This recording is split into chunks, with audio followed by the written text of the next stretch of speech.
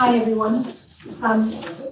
Very nice to meet you all. There's some quite familiar faces in the audience, and a few folk I don't know yet, but every time I come back to these, I'm knowing more and more people. So nice to see new faces and old faces.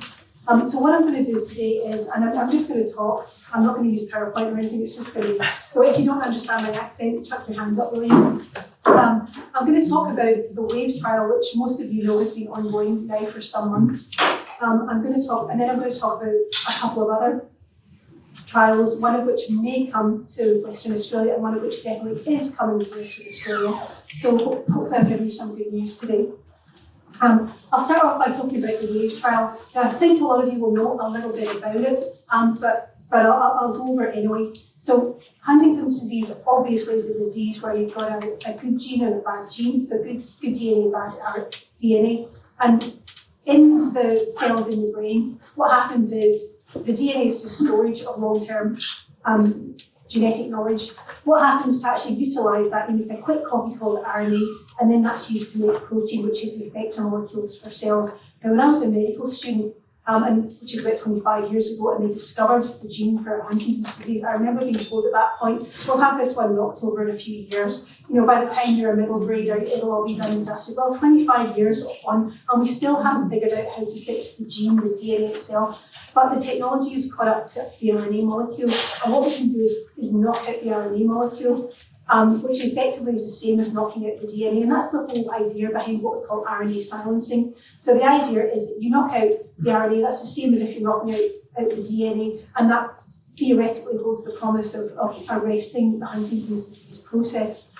Now, the first trial to do this was the IONIS trial, which was in 2017. The IONIS trial, which never came to Australia, was looking at knocking out in people with Huntington's disease, all the RNA in the body. So the half that comes from the healthy parent and the half that comes from the parent with Huntington's disease. So you're knocking out the good gene and the bad gene, and knocking out the Huntington's disease protein, whether it's the healthy protein or the unhealthy protein. And that trial has finished, and that actually looked positive. Now, what they were actually looking at was safety and tolerability, and a bit about dosing. We weren't looking to see whether it worked to stop the Huntington's disease process. That's the next bit. But it all looked quite good. And that was the IONIS trial, which you'll have heard, and was the first really fantastic news in Huntington's. That has then gone on to a second trial called the Generation trial, which started this year in America, so Canada and the USA, and is going to be spreading out through the rest of the world. I'm going to come back to that in a little bit.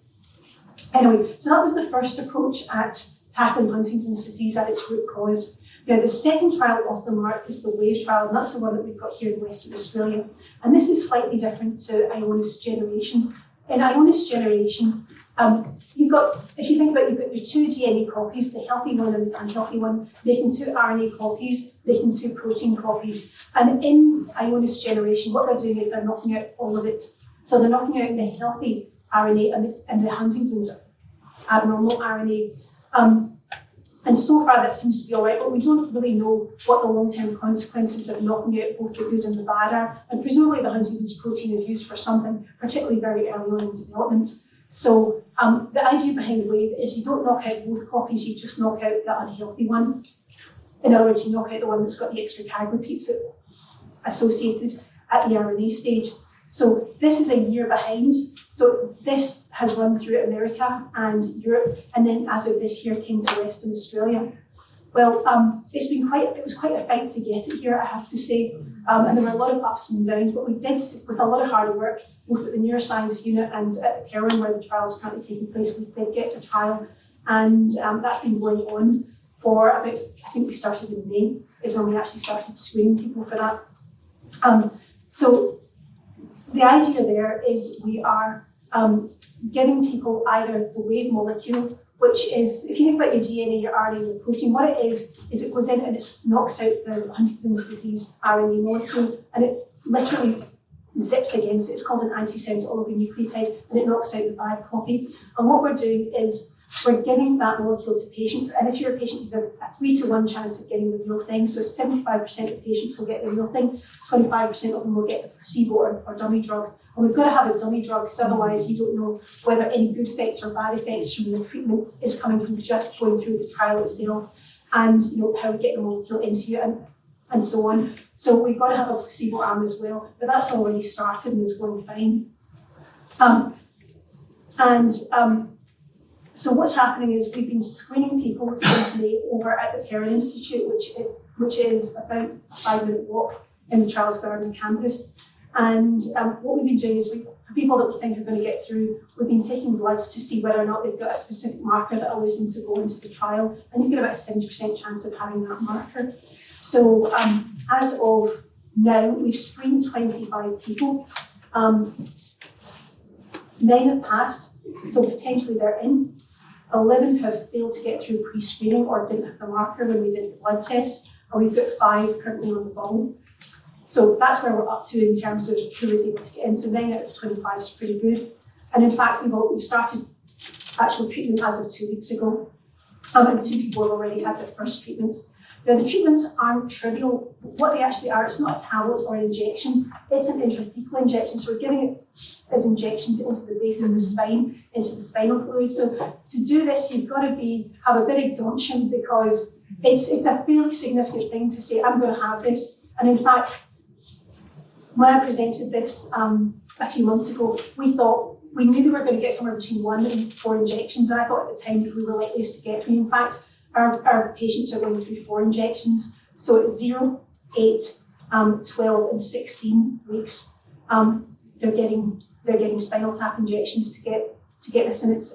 And because we're doing some spinal taps as well, which looks at the spinal fluid, they're actually undergoing 7 injections, 4 for treatment, 3 for a look-see to see that this is actually happening. So I'm very honoured to be looking after these people that have been lucky enough to get in, but also have the gumption, the bravery to undergo what is invasive treatment, plus a lot of medical assessments, blood tests every single time they come near us, urine tests, MRI scans. It's a very involved process, and people are doing this. And so we've got, of the 9 that have passed, 2 have started treatment already. We've got another 2 scheduled to start in November and January, and the other 5 are queuing up to start.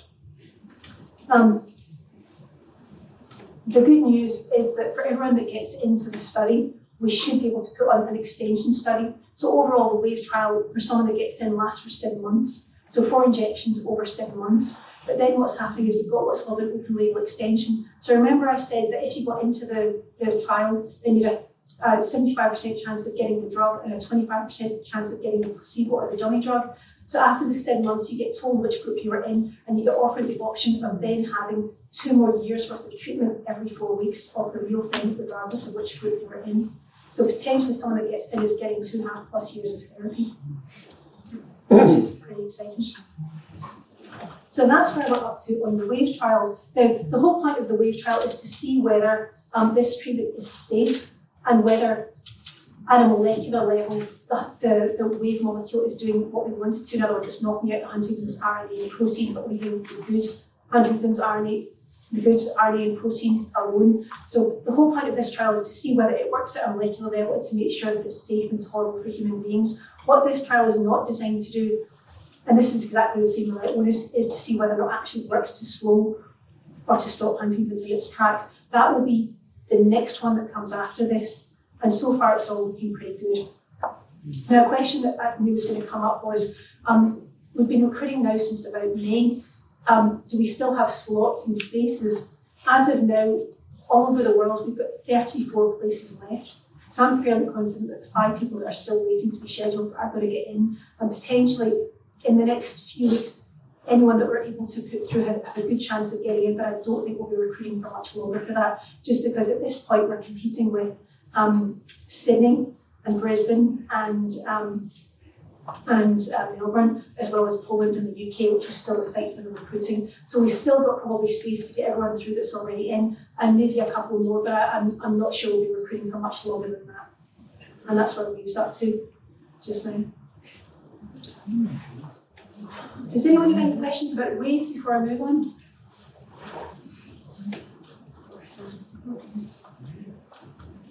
Are you all too polite? My accent. All right, so that's where we're up to just now. The second thing I'm going to talk about is the generation trial. So you're all familiar with Ionis. That was the first trial that started in 2017 that never came to Australia. That's, again, intrathecal or spinal injections of a treatment that knocks out all of the Huntington, all of the RNA, in other words, the good and the bad. And that's finished, and it looks safe, and it looks to be effective at a molecular level. So what they then did is they've moved on to a second trial, which started this year in America, called Generation. And what they're doing there is they're looking to see a much larger group to see whether it works to slow or stop the disease process. So that's the holy grail. If we can prove that, then we have a treatment for Huntington's disease, and that's something that would then become available, for hopefully everyone with Huntington's disease. I don't know yet for sure if we're going to get Generation, but I've been actively talking. So what happened was when Ionis came back positive, Roche, the big drug company, bought the rights, and Roche is now running this Generation trial. And as of about 3 or 4 months back, Generation, the Roche people and I started talking to each other about the feasibility of bringing this to Western Australia. Now, from my point of view, it's very feasible, and we'd love to have it. And I'm trying to sell as hard as I can. And I think, given the numbers that they're looking to recruit, I think they're going to have to come to Australia, but it's not an absolute guarantee. I don't know for sure if they're going to come to Australia. If they do come to Australia, I don't know how many sites they're going to want. We're talking about maybe 2 or maybe 4. So if it's 2, that'll probably be Sydney and Melbourne. If it's 4, that should be us. And then the other thing I'm not sure about is exactly who they're going to want me to recruit, whether it's people with clinically manifest Huntington's, in other words, you've got Huntington's just now, or whether it's people who are pre-manifest, in other words, you've got the gene and you're destined to get it, but you don't have the clinical disease yet. You guys know all this stuff. So provisionally, we are going to get it. And it'll start sometime next year, and we'll be looking for pre-manifest people, but that's all still a question mark. So it's up in the air. I don't control it. I've made a very strong pitch for it, and I'm really hopeful that we will get it, but it's still a possibility, not a definite.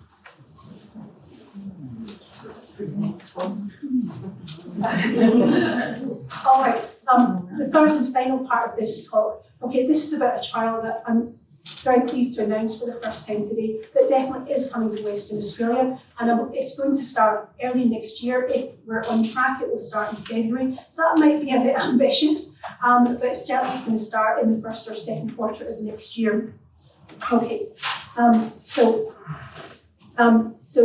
this is called the NAC pre-HT trial. Okay, and this is different from Ionis or Generation or Wave in that this is a trial of a food supplement that's hoped to delay progression of Huntington's disease and delay onset if you're pre-manifest. So this is something, because it's a food supplement, there's not vast amounts of money to be made out of it. So this is not being done by big pharma, this has been done by the universities. Okay, so it's a different kind of a trial. Anyway, the molecule that we're looking at here is a thing called the N-acetylcysteine. Okay, and N-acetylcysteine is a medicine that's already used in Australia in medicine, and it's typically used if you come into the hospital as an emergency because you've taken a paracetamol overdose. That's when we roll this one out. It's also used if you have a CT scan and you're given some iodine contrast and you have a bad reaction to it with your kidneys. That's the other time when we use this in clinical practice. And in both those occasions, we're using it as an injection. Now, N-acetylcysteine is also something that you can get from the health food shops, and it, as an oral supplement, it's not regulated. You can actually buy it from the shops, and so it's considered a nutritional supplement rather than a medicine per se. That's why there's not huge amounts of money or big pharma in it. Why are we interested in this food supplement molecule? Well, serendipitously, by accident, the Snyder lab discovered, I think in 2004, that in a mouse model of Huntington's disease, getting this food supplement, they were giving it along with part of various other things, seemed to slow down motor abnormalities. It reduced the rate of shrinkage of the striatum, the part of the brain affected in Huntington's disease, and increased survival in mice who had a Huntington's disease model. So that was a completely accidental finding. And then it took them a couple of years to figure out what of the cocktail it was, and it turned out it was N-acetylcysteine. Now in humans, we already know that this is a safe molecule. We don't know that this is something that's relatively safe. It's sold in shops. But what we don't know is if it makes any difference whatsoever in human beings. Just because something works in a mouse or in cell culture doesn't mean that it works in human beings. So we have cured Alzheimer's many times in mice, we've cured Parkinson's many times in mice. So just saying that it seems to make a difference in mice does not mean this will make any difference whatsoever in human beings. But it's certainly a question worth asking. So what's the study? So the study, which is being spearheaded by a chap called Professor Clement Loy, who's at the University of Sydney and a very nice person, it is looking at pre-symptomatic people. In other words, people that have the gene but don't yet have Huntington's disease. They're looking to recruit 240 people over 4 sites in Australia, of which we are one. To get in the trial, you'll have to be 18 or older. You'll have to definitely have a Huntington's disease gene, so that's 39 CAG repeats or more. But you can't yet clinically manifest. In other words, you've got the gene but not the disease yet. And you have to be prepared to use contraception for the time of the trial, or if you're a man, you with someone who's prepared to use contraception for the time of the trial. You also have to be expected to develop Huntington's disease within the next 10 years. And the reason for this is we're trying to see if this slows progression to clinically manifest Huntington's disease. And the way you can do that is there's a thing called the Langbein formula, which looks at your age and the number of CAG repeats you've got in your gene. And you can tell whether or not, it doesn't tell you exactly when you're going to get it, we're not that good, but it can give you a rough idea of if you're expected to manifest in the next 10 years or not. And if you are expected to manifest in the next 10 years, then you'll potentially be a candidate for this trial. It's a 3-year study. The funding comes from the MRFF, which is the Medical Research Future Fund. So that's government funding, it's not big pharma. And it's a placebo study. Again, you will either get the real thing or you'll get the placebo tablet. And it's a tablet that you take twice a day. So it's much, much simpler, frankly, the wave of generation. This is something you take at home. What we're trying to do with the study is to see whether taking this oral supplement in acetylcysteine slows your conversion from pre-manifest to clinically manifest Huntington's disease. And also, we're going to do MRI scans as well. Does it slow the rate of shrinkage in the striatum in the brain? Secondary measures are some cognitive testing. Does it help preserve your cognition? And also, is it tolerable and is it safe? Well, we're fairly sure it is because this is something that's been used for quite a long time. The plan is to start early next year, provisionally February, but that means getting all the ducks in a row. And I think that's optimistic, but it will definitely start early next year. Early next year, we've got the funding for it. And it will be exactly the same as WAVE, and it will be based at the Neuroscience Unit and the Parent Institute here at Charles Gardner Hospital. So it will be exactly the same setup as we currently got. And this is really good news because it's something to offer for our pre-symptomatic people. But what I don't want you to walk away from here saying is, oh, they've got something for Huntington's disease. I'll go to the health food shop and start taking this molecule. You can, it's not very expensive. But what we want is we want to get people on the trial. If you're already taking it, then we can't get you on the trial. So please don't do that. Please don't tell young family members to do that. We want to recruit. I'll be looking to recruit about 60 people for this. So the last thing I want is for everyone to go to the health food shops. As I said, we don't know if this is going to work. We can cure anything in mouse model, and we do. We don't know if it's going to work in humans. We really want to get our people up for this trial. And that will be starting in hopefully in the relatively near future. And this will be a much simpler one than the WAVE or generation. So, like as I said, WAVE, we're looking at we're just looking at getting into double figures probably for WAVE. We're looking for about 60 people here, so it's much bigger numbers and much simpler because it's a tablet we take twice a day and something we already know is pretty tolerable. But please don't all go away to the health food shops and start taking this. Because there's not enough evidence for us to recommend that, and especially not if you think your relatives might be a candidate for the trial. I don't want that to be the message. Okay. Question?